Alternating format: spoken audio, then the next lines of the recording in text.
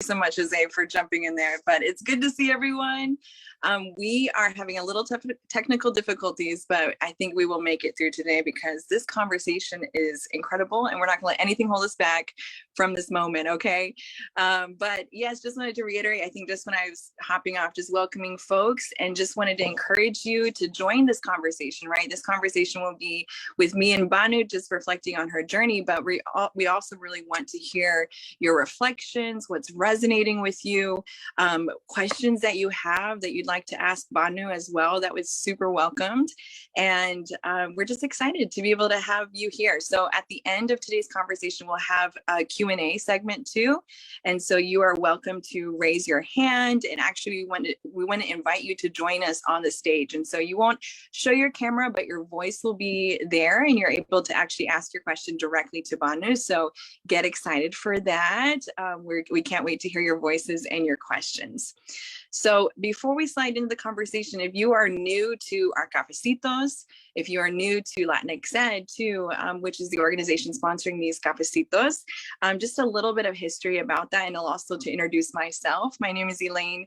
Townsend, Utin. I am the co-founder and executive director of LatinxEd, and we are an education nonprofit that is seeking to invest in Latinx leadership and expand educational equity and opportunity here in North Carolina, and really calling upon our community to reimagine what culturally sustaining, culturally revitalizing education systems look like that truly honor, meet, and serve the diverse needs of Latinx immigrant families.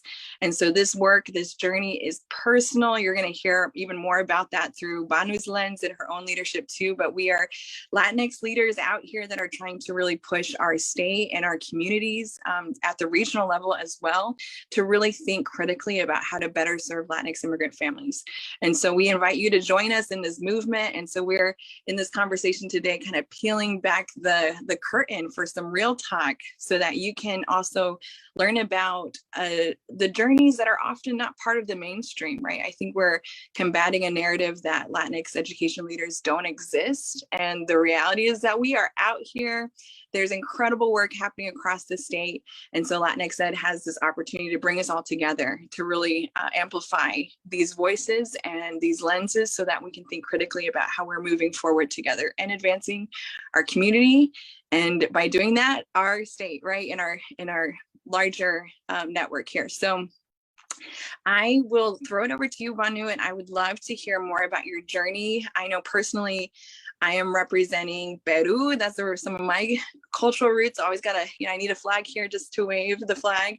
But also my journey, I feel like we have a lot of overlap in our story. And so for folks that don't know that, Banu and I are still also getting to know each other. So I'm like so excited to just learn more about you. It'll feel like a conversation as we're getting to know each other better as well. But North Carolina has been home for the longest for me, even though I'm originally from Peru, but grew up in Waxhaw, North Carolina, which is right next door to you, Banu, 704, holding it down. But yeah, I would love to turn it over to you to introduce yourself and start off maybe telling us the beginnings of your journey. The origin story. So my name is Banu Valladares. I am originally from Venezuela.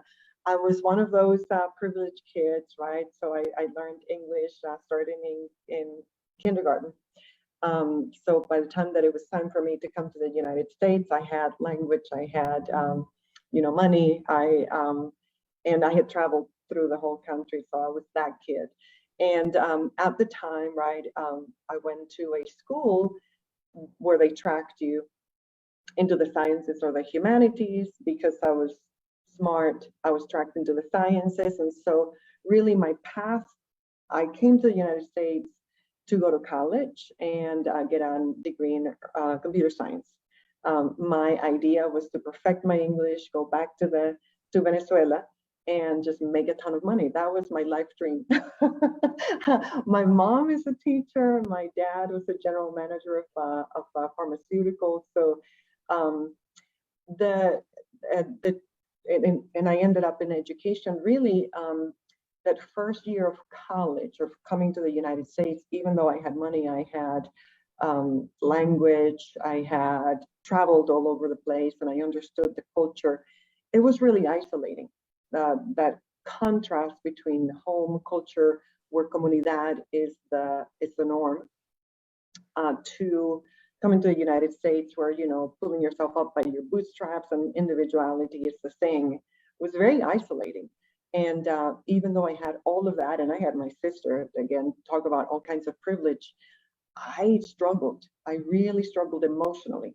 And so I had this moment, right, where I was trying to understand, who am I? I had that question, right? Who am I? Who am I in this new language? I'm speaking in a language that is not my normal language. I don't have my roots. I don't have my family. And it became like a really difficult place. And I found that literature was a home where I could actually ask those questions and begin to explore answers to those questions. So I ended up changing majors into English literature, and I have a master's degree in literature and taught American students how to write, which is a whole other story. Right? Here's this Latina, young Latina, teaching Native people the skills of writing. So really, that's how I ended up. And I think that from that moment on, I have listened to my heart, and I go where my heart leads, and my heart led to education. I became really curious about, how do we set children into a path where they are doing what they're supposed to do, right? Where we know that there's a certain coding, right, that comes with us. We have some strengths, and so how do we simplify the pathways for them? And that led me into a whole bunch of different things that I did, from teaching university. I taught preschool, I taught English as a second language, every possible level. Ended up working at the North Carolina Arts Council for 7 years, really rewarding work, bringing in the arts, access to the arts to all kinds of people, and found myself, did all kinds of things, moved to Mississippi, did some work, some social justice work there, because I wanted to see the impact of my work in community, as opposed to, the impact of work in a large state. Different. Anyway, so ended up coming back to North Carolina right at the time where the Cherry Report came out that mentioned Charlotte was 50 out of 50 cities in the United States for economic mobility, and which means that if you're born in poverty or you live in poverty in Charlotte, you're 4.5% likely to get out of poverty. And that statistic just really did me in. I was like, why have I been doing this work, right? I've been here since 1982, a long time. The report came out in 16, I think, 14, 15, 16, right around there. And nothing has changed, right? So I just thought, I'm just gonna quit. I'm just gonna quit. I'm not gonna do this anymore. I'm just gonna go meditate someplace and, change the world differently. But a friend said to me, and then there was the uprisings, right? Where, Black lives were being lost, that people were killed, the other form of lynching of African-American brothers and sisters. And that also was disturbing for me. So a friend said to me, hey, if you're really passionate about doing something to be a solution, put it out there to the universe and let's see what shows up, which I did. And within a week, this job showed up. And I was not really clued into this being my job, working at a preschool. And right, the beginning at this early age, you really set up the pathway for success in the future. So, working with Spanish-speaking children and their families, creating a pathway for them to honor home language, home culture, and pathways to employment and all of those things. It's actually one of the most effective ways to change that statistic, that 4.5. And that's where I am, and that's how I'm hooked now on the work that I do and the importance of education, and particularly Latinx education in the state. That's a long answer. You want it all. This is an incredible starting of even hearing, just rewinding back to the beginning roots of this journey of trying to figure out who you are, and how I think a lot of us, I will say myself at least, have definitely felt that isolating feeling that you're talking about, of like trying to figure out who we are in this world, but also in this community, and kind of figuring out like, where do we belong? Where do we fit? Where can we serve? But also the challenges of not seeing yourself that. But what I hear is so incredible is that you come from teachers too, which is my journey as well, where it's like we, at least if not in the home, also saw like really incredible, especially for me, it was like the matriarch of our family were teachers. And so it was that the fact that you kind of ended up in this position now, which for folks who are just tuning in, Banu is the executive director of the Charlotte Bilingual Preschool. And it's incredible to hear how all of this got you to this moment, to this point here. So I'm loving the connections. And I was wondering if you could tell us more about also your work now too, and just things that you've been learning just by leading this organization. Yeah, I mean, so much to unpack there, right? Early education was not really my original field, as you heard, right? Computer science is going to be the thing, and I ended up doing arts administration for a good while after I did education, right? I didn't even know that these careers existed.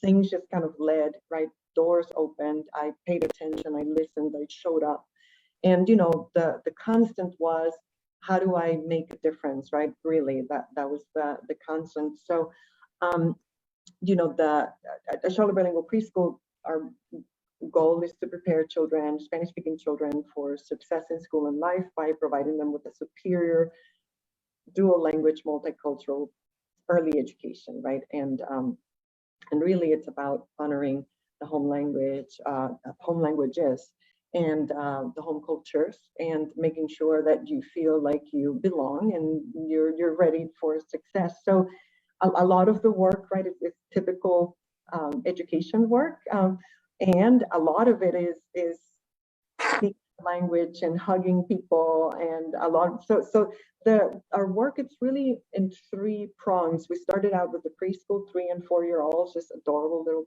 people who are, our language is emerging. Both of them are emerging at the same time.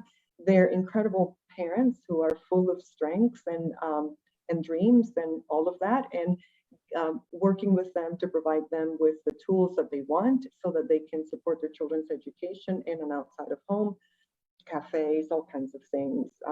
And we design that with the families, right? Assuming, understanding that they have agency over their lives, they have agency over their dreams, and they have strengths. And we just remove barriers. Our job is to remove barriers. So that program has grown to serve not only the children in the family in the preschool, but other families, right? And so baby and parent and family classes together.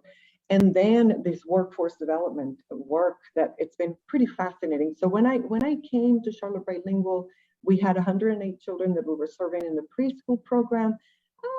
Maybe 15 families that showed up for family cafes and workshops. And that was the extent of what we did. And as I came in as a Latina leader, right, this is personal for me.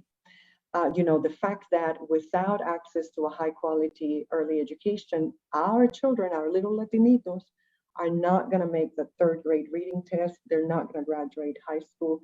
They're not going to get out of that cycle of poverty, right, that we're trapped in Mecklenburg County. So for me, it's personal. So when I came in asking questions, right, like, why are we only serving this many children? We had a 300 child waiting list. And I think that this is part of what being a Latina in leadership does, right? For me, it's, my task is to show up and show up and ask really good questions, right? And be able to push back on people to say, why is it okay for your children to receive this kind of education, but not for these children, right? Why is it okay, the salaries that we're offering these teachers, and they would not be okay for your children, if addressing the issues of race. And so a lot of the work that I find myself doing on a fairly regular basis is educating, pushing back, to create an urgency for what we do. And the real urgency is that there are 3,000 Spanish-speaking children in Mecklenburg County who enter kindergarten every year in the public school. And only, a handful of them are coming to us, where our graduates are outperforming their Latino peer all the way through second grade. So we know that what we do works. Our children are going to they're going to go into a different future if we do more of what we do. And so a lot of the work, it's advocacy at every level to say to people, hey, if I spoke to you in a language that you didn't understand and I was trying to teach you something, maybe you're really not going to learn, right? But what if I taught you in a language that you understood? Why do we assume that a monolingual system actually works for dual language learners, right? And then the bigger leap, which is, why do we do this for adults? Because I think we have some understanding that for children, it's okay to maybe do a dual language approach, but if you're an adult, you're going to have to suffer, learn that English, right, immediately. And what we know is that I am going to learn in the language that I know faster than if I learn in the new language, right? And how do we create spaces where bilingualism is acceptable, is actually appreciated, and you understand that a bilingual person actually has a whole other language and a whole other culture and that is actually an asset and not something that takes away, right? So don't tell us that any of us are less than. We got a whole other language and culture, so we are actually stepped up in a whole different space than the monolingual children who are not performing at grade level or whoever, right? But how do we shift that narrative? Anyway, I get preachy, so I get really preachy. Yeah. Well, I was going to say, Kim, we want you to keep preaching. But I want to take us deeper into talking about early childhood pieces, just because I feel like that's one of the topics that is not getting a lot of airtime, and especially when we're thinking about issues of post-secondary attainment and whatnot. But before I go there, I have to ask you to indulge me. Is that something that I have admired about you since I met you, is the valor that you lead with. And I mean, I think our audience hears this now too, is there's a lot of challenges that we see, and a lot of us understand that because of our own journeys, experiencing them. And in thinking about how we lead or how we show up, the valor to do that is really important, to then be able to tap into our voice that taps into our vision. And so the question that's personal, but I want to ask you, is like how you have built your valor up over the years, and like what lessons you've learned from that. That's a really great question, Elaine.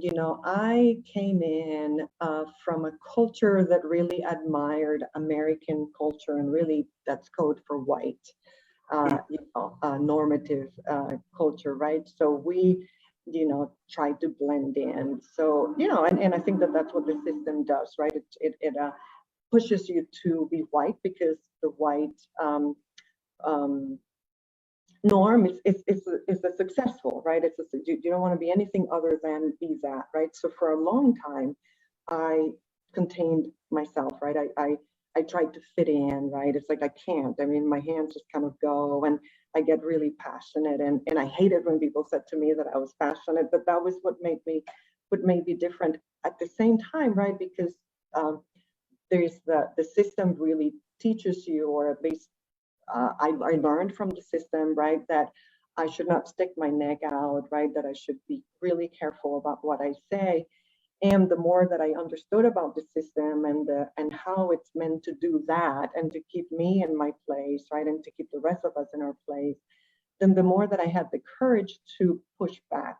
And I think some of it is trying it out in safe places, right? Like the first time that I ever did this, I got invited to a board, right, and you could look around, and they ask, "So, tell us why you joined this board."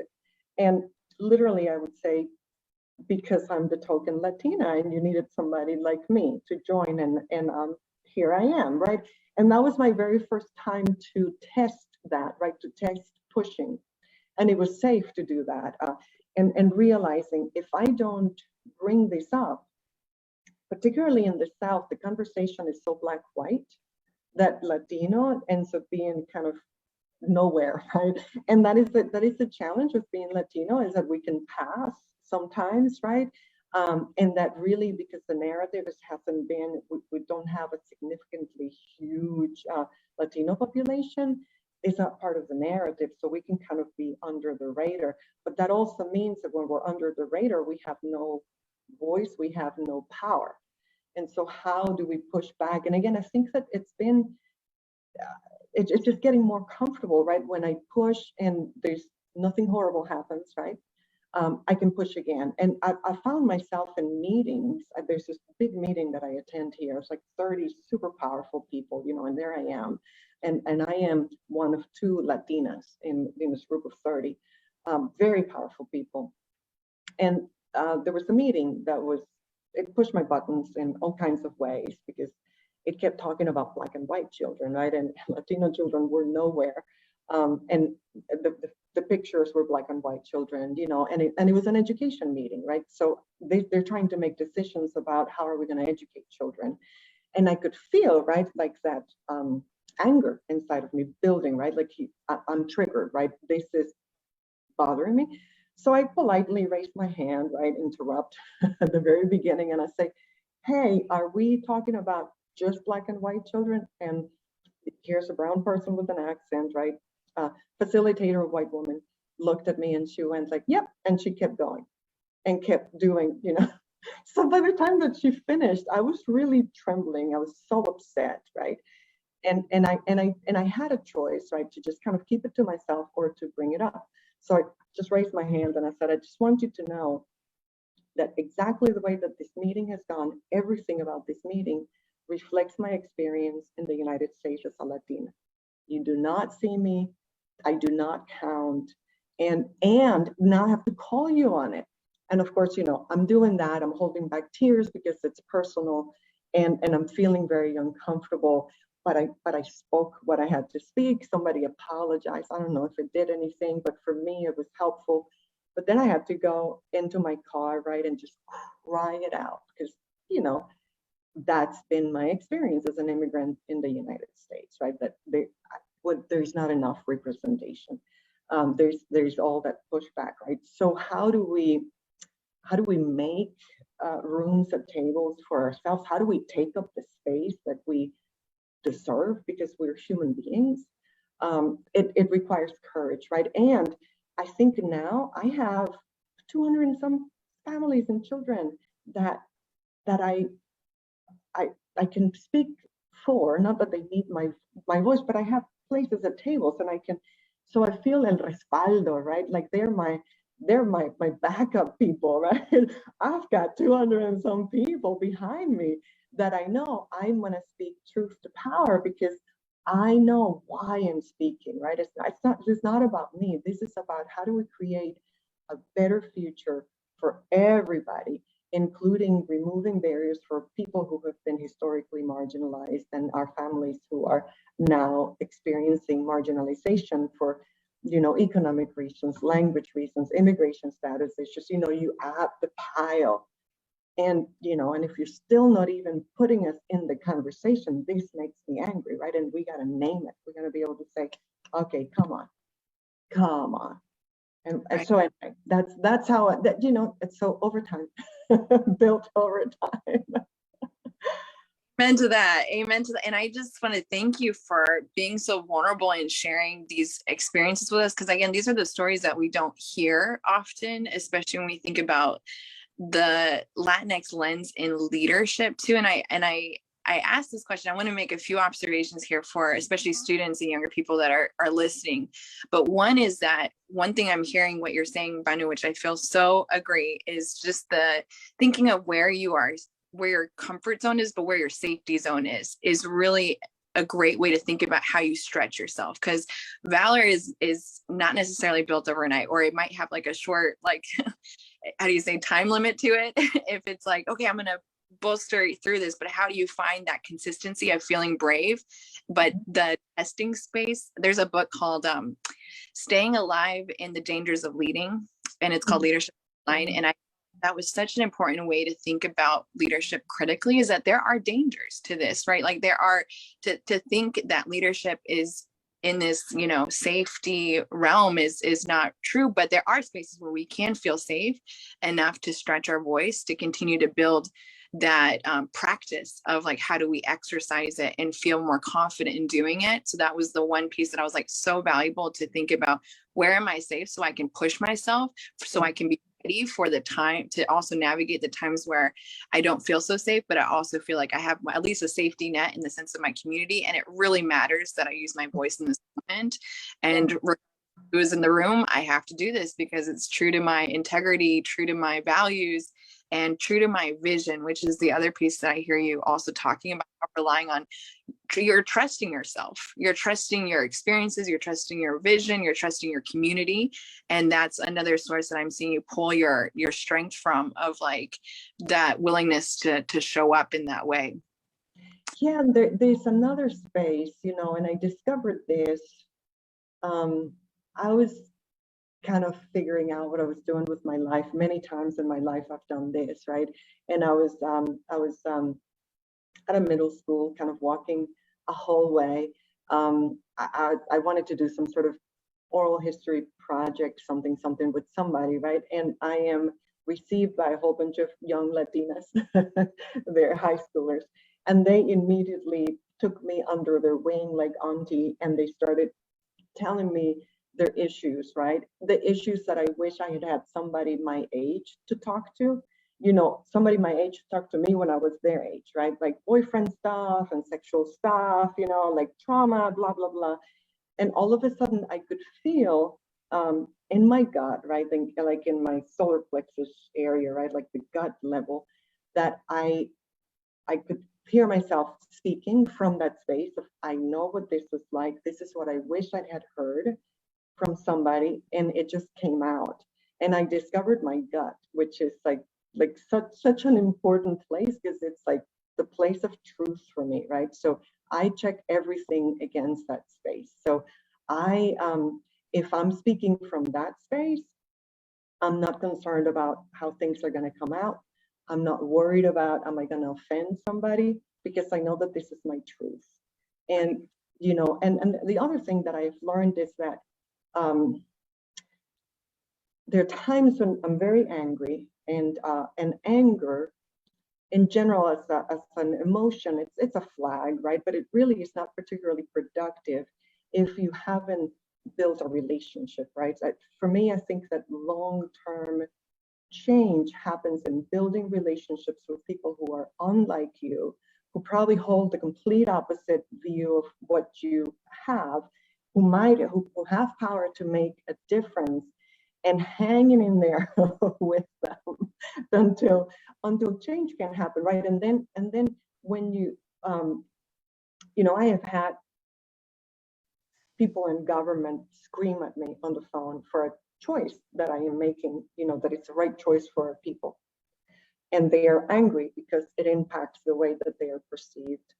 And I know that there is enough strength in the relationship, right? That we know we respect each other enough that I can let that person scream at me, and I can push back and say, I hear that, and let me show you what you're not seeing. And I think that this is, we as Latinos, right, lived experience. We understand who we are. We know what we need, right?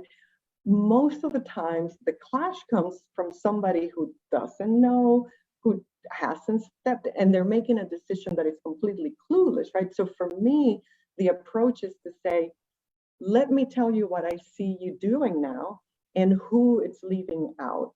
You're leaving my people out. And you can continue to proceed in that direction, but now you know that you're consciously leaving these people out, right? So if you're not going to serve them, then are you going to give me the money so I can serve them better? Because right now this is your responsibility, and the choice is leaving my, you know, and so being able to have those conversations with the other person gets upset, but in the end, right, the relationship is the thing that's going to withstand the pushback, and that has the power to create some real transformation, or at least it's what I'm learning in my old age. I'm echoing this, and I saw a comment in the chat. I think it was Luz that says the feeling that you described when you were really speaking up, of like the emotions that came with that. And I think there's also the piece that what I'm hearing when you're saying I'm trusting my gut, is that you're allowing yourself to feel too. And I think that is such an important lesson for us, to not push those feelings aside, but to really allow them to guide us to our truth, because emotions are our body's way of telling us what's going on inside, right? It's like the symptoms. And if we're pushing that aside, we're really essentially, like, shutting the door to really understanding what's happening within us, or what we need to also lean upon to then exercise. And I just felt like that was such a relatable feeling of like wanting to, to express that. And this piece that you're talking about with anger is also really fascinating to me, because I read this article where it talks about anger as coming from kind of in two different forms. One, which is revenge, when it's really rooted in hate, or it's rooted in, but then there's resistance, is what I'm hearing you talk about, where that is rooted in love, it's rooted in community, it is righteous anger, if you will. Yeah, exactly. That's what I was going to say, is righteous anger. Yeah, yeah, yeah. And that is the most powerful form of anger, right? It's the anger that it's spoken because from your gut, this is the truth and this needs to be spoken right now. And right. I need this out, and likely the person needs to hear it because it's coming from you with a strong push, right? It's where we're trying to hurt somebody else, it's right. Right? That creates these curtains. It doesn't lead anywhere, right? If it's revenge, yeah, exactly. I had a spiritual teacher who would say, right, anything that begins with love ends in love. So even if I'm speaking to you and I get super angry, right, super angry at you, but it comes from a place of love, you're gonna hear it. You're gonna have some reaction, but you're not gonna be harmed, because it's truth, and it comes out of a place of love, right? It is about, it's like the parent that goes to the child, stop, when they're trying to run, across the street. There's a scream, right? You might be jolted, whatever the thing is. You might even grab the child by the hand, whatever you do in the moment. It was out of love. It ends well, right? It's when you're trying to deliberately hurt somebody that it doesn't end well for you either, right? Because there's no gain there, and you can feel great for a second, but there's no long-lasting change.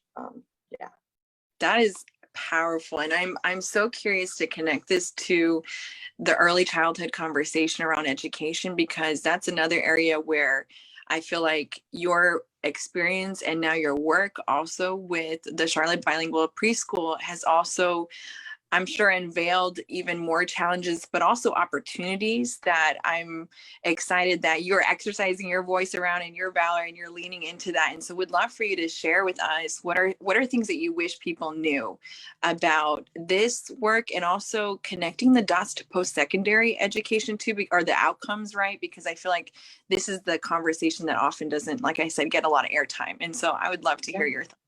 Yeah, so I think I believe that, if I could make the choice, I would be a 3-year-old forever. 3-year-olds, 3 and 4-year-olds, but really 3-year-olds particularly, they're just present. They will tell you things as they are, right? They don't hold things back. They throw a fit when they're ready to throw a fit, right? It's for me, like the most honest way of being.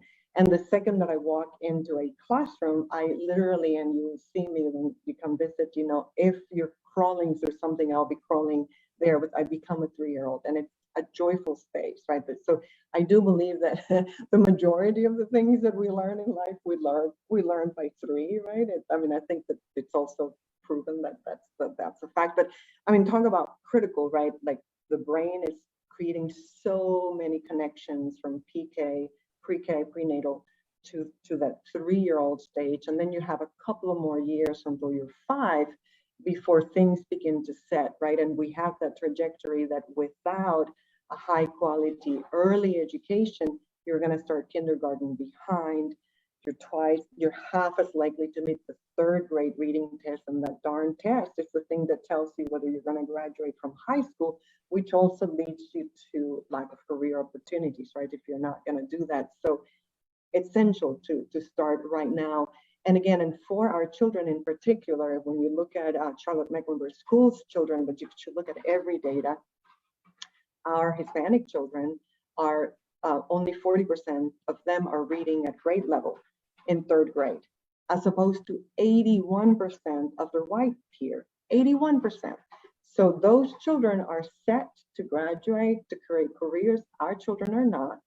So if we don't do any of the early interventions, we continue to have that pipeline of people who are stuck at the 4.5% likely to get out of poverty, right? So it's super essential to do this work right now. And that for me is the whole point of why we should have a bilingual education, dual language education, essential, because clearly the monolingual system that we've been using for all these years is still leaving children behind. So we need to be creating more dual language systems. There's plenty of data that shows that if you learn in your home language, where your home culture is valued, you feel relaxed and you're going to learn better than being in shock. It's like, I don't understand what people are telling me, right? This is completely foreign. I now have to adapt, right? It's creating stress. So I think that this is, for me, this is why I feel like it's super essential, and it's also super fun with these kiddos. On the other hand, right, we now started, because our dream is to serve 1,500 children in the next 8 years. So it's a huge growth. It's almost tenfold growth for us in the preschool side. We're going to need early educators, because there isn't like a whole bunch of early educators, period. But then the dual language early educators, right, the ones that can actually speak both languages. In our classrooms, we have bilingual teachers. They speak English and Spanish, and one leads in one language, one leads in the other language. That's best practice, right?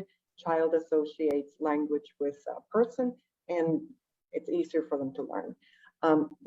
We don't have that. And then the other challenge that we have is that our families don't have access to careers or jobs, right? They have a whole bunch of barriers that they have to go through. So we asked our families, would you be interested in becoming early educators? And they said yes. So we created a partnership with Central Piedmont Community College, where we're offering early education classes in Spanish, occupational ESL. Then we do paid apprenticeships at Charlotte Bilingual Preschool so that they learn how to do dual language education. Then we hire that family into our fold. And it is the most rewarding work, right? Because now the family has a pathway to employment, something, they're taking classes, we remove the language barriers.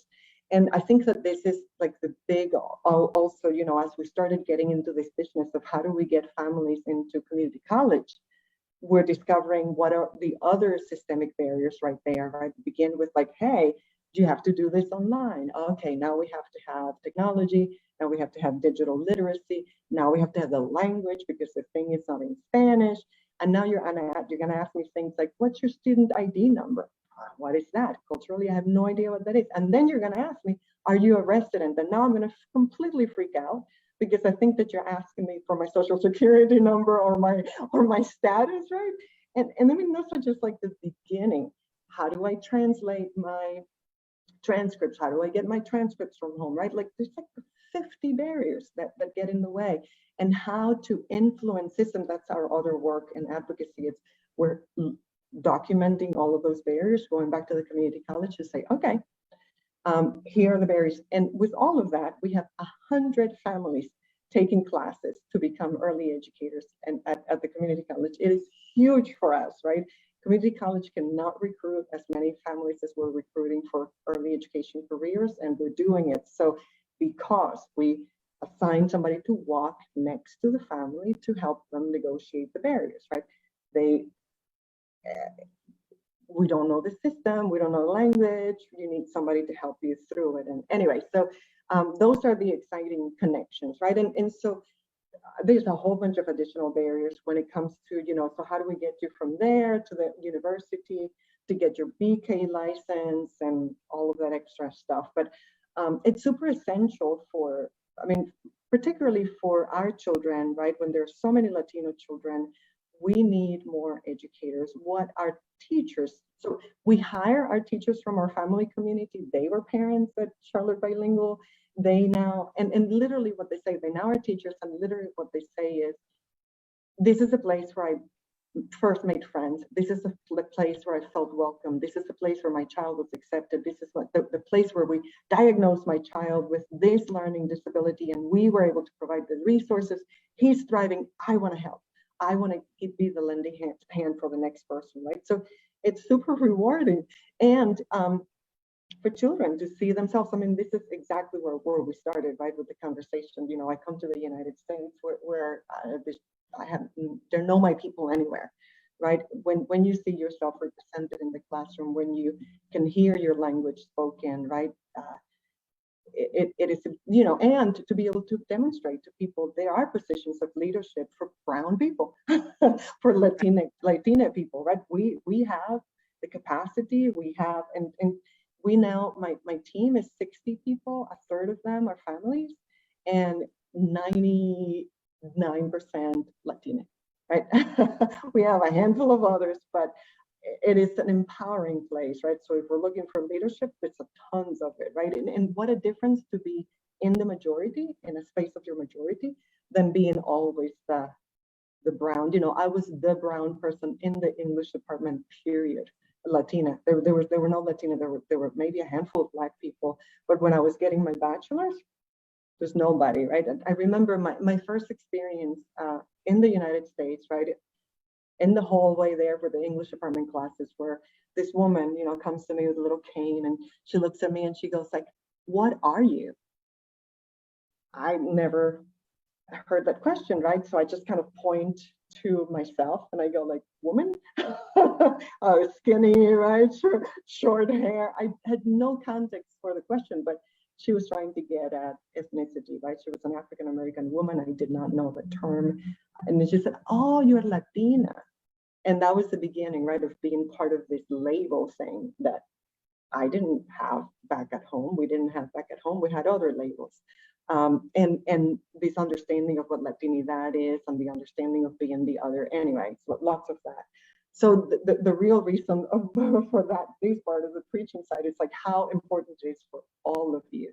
If you're feeling a passion for education, to please pursue it. We need children, our children need to see you, and they need to see you happy doing the work that is going to lead them to become better, able to pursue successful lives. Right. Preachy, yes, I get preachy a lot. Right. I'm like, right, amen.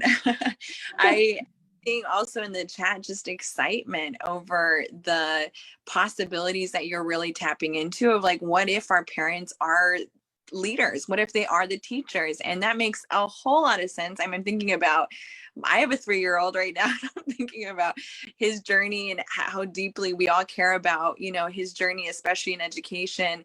But to be able to have a role, a deeper role in that, means the world. And the fact that you're being able to bring not only the educational component, but also the workforce development element to this through partnership, which is another big piece of whether that's partnering with the community colleges or partnering directly with the families to be able to build this ecosystem. The chat is excited, and I am as well, because this is a long time. And this is, I mean, and I think that this is the beauty of being a Latina in leadership, right? There was somebody else before me who was not Latina, right? Did not speak Spanish. The direction of the organization was growing, but it was not, there was not a personal understanding of why this was important, right? And so when this is personal, this is, for me, it's personal, right? It's my people, right? It's our people. And, you know, I kind of hate that that's the term, but it is. Like, I feel a sense of loyalty, and I also understand the barriers. I experienced some of them like that, you know, and I have a sense of, you know, then it's different when you start beginning to figure out, okay, so what are the systemic barriers in the way? The easy one is early education, right? It's cute. Oh, we're removing barriers for children. That's cute. When you start talking about removing barriers for adults, now we're getting into real serious bias space about who do we think Latinos are, and Latino adults, right? And you hear the national narrative around what perspectives might be about the immigrant, about the this, about their status, and blah, blah, blah, blah.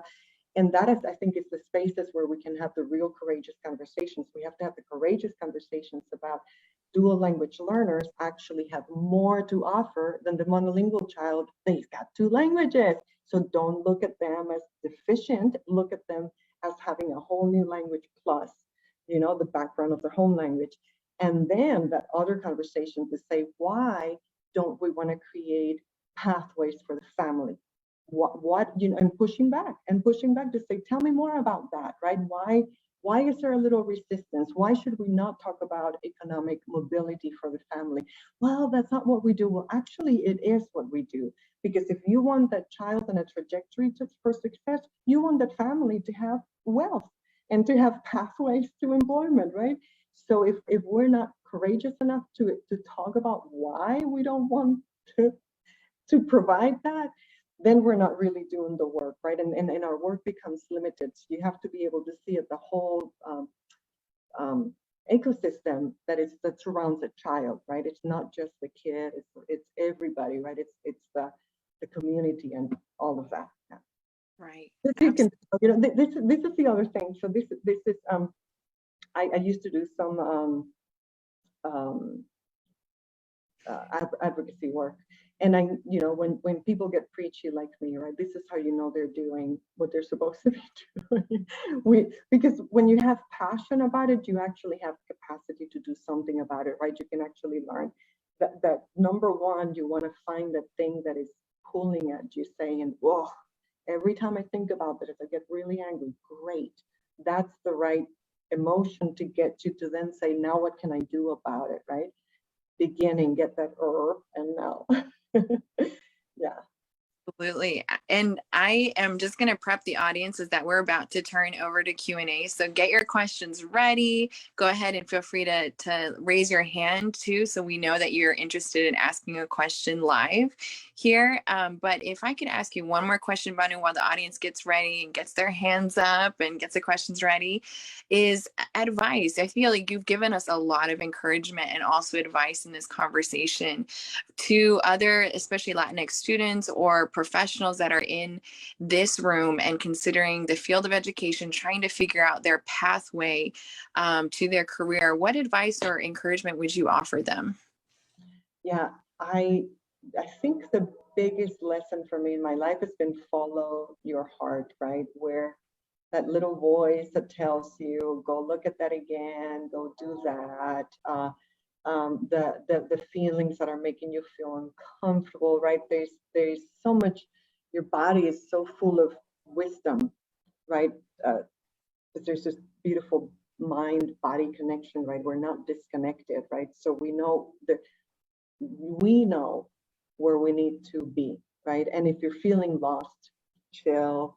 The career will show up, right? The universe will open the doors. I think that those are, for me, the two big things.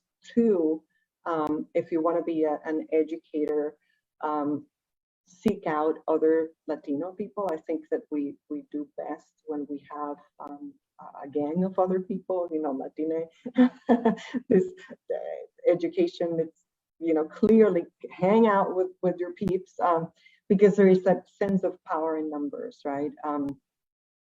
And I think that just being true to yourself and honor where you are, honor who you are. You're not that other person, you are you, and that is the uniqueness that you bring to your everyday interactions, right? So what is it? It's like 90% of a good teacher is who they are, and then it's whatever else they bring into the classroom. There's some ridiculously large number, right? But it's really that people are going to connect to you from your passion and from being genuine. If you're young and trying to find the way, just know that the way will show if you keep looking, if you keep talking to people, and also know that you've got a right to talk and to have an opinion, and to have space and to occupy space and to have space that is not just marginal space, but a right to thrive, because you're a human being, and as human beings we deserve to thrive. And so, yeah, all of those things. But and again, and find your allies, and push back. Good Absolutely. things happen from pushing back. Amen to that. And I think we had a question in the chat, so I'm going to turn it over to our behind the scenes DJ. See if we can bring stage, but go ahead now. If you have a question you'd like to ask live, feel free to raise your hand. If you are not in a place where you can talk, feel free to drop it in the chat. But we're so excited. I think we have Brianny. Hi. Yes. Well, first of all, your community sounds so amazing. I just had a quick question. Is there something in your structural environment that you wish that you could change, but you can't?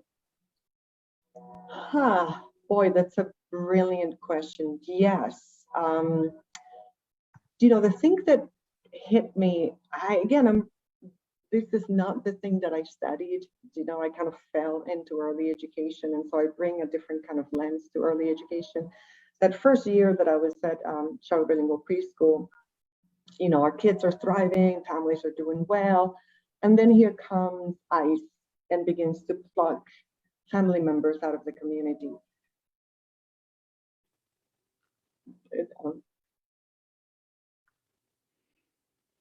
Number one, and help me understand how deeply connected we are to each other, because if you're not well, I am not well.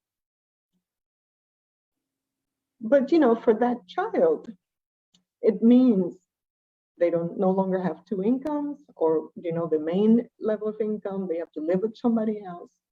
So how can we possibly deliver on our mission to prepare children for success in school and life when we have immigration reform that sucks?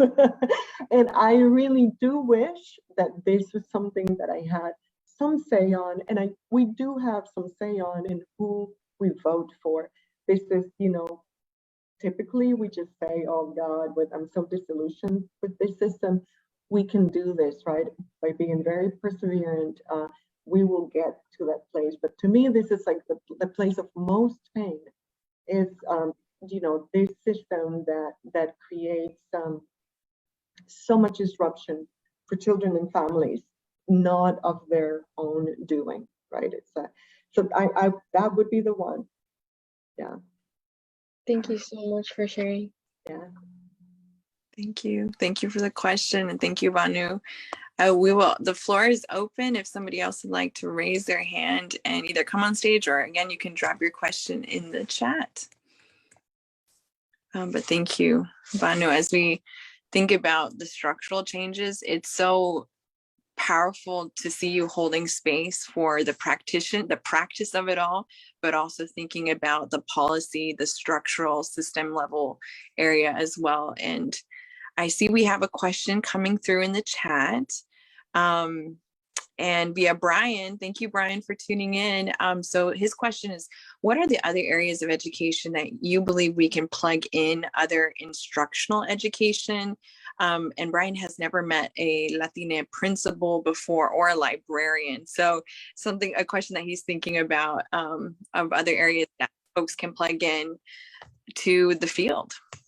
Yeah, there's the whole back end for us as a nonprofit, right, where there's a whole back end of how do you support this. So there's advancement, right, fundraising, all of those fields lead to additional access.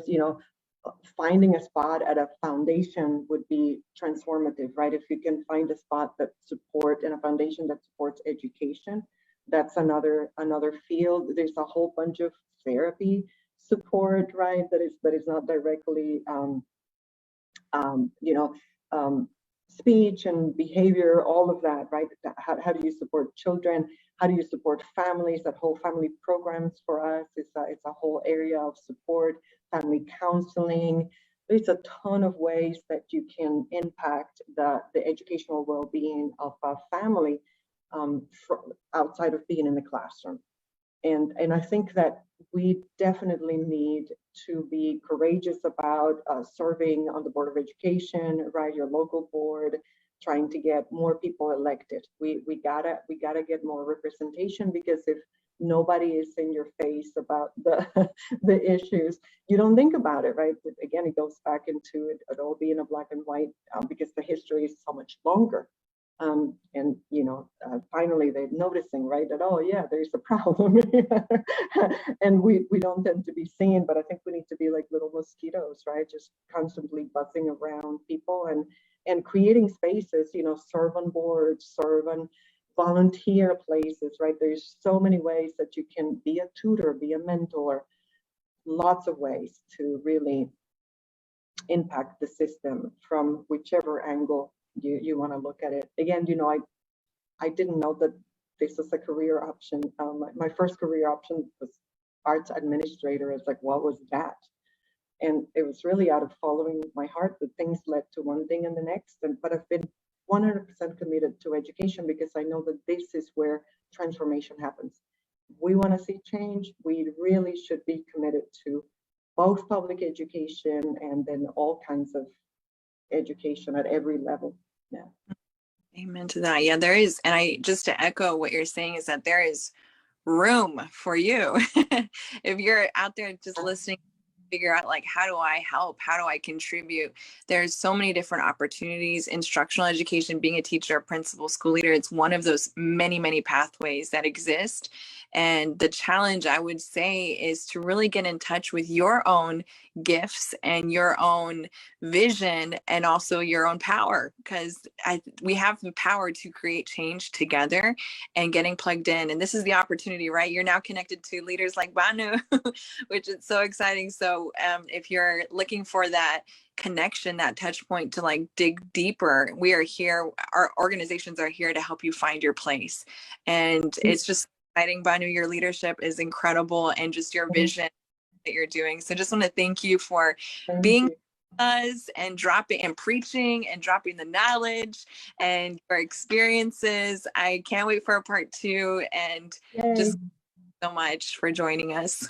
Thank you. The other last minute research and data, we need a ton of people who are really data nerds and love to look at data. We don't have very many Latina people, so more areas. Anyway, we'll keep thinking, drop me a note, or check out our organizations. There's plenty of opportunity. Yeah. Absolutely. Oh, I love that. Shameless. There we go. Plug for data. And also, just if you're just tuning into Cafecitos, you're like, do we have another one? We do. We have Dr. Sharon Contreras will be joining us next in 2 Thursdays, so April 7th at 12:30 for our last Cafecito of the spring season. But Banu, it's incredible. Again, I'm a big fan, if you can't tell. But thank you so much for your time, and again to everybody for joining us today. Thank you, everybody. Bye. Adios. Thank you.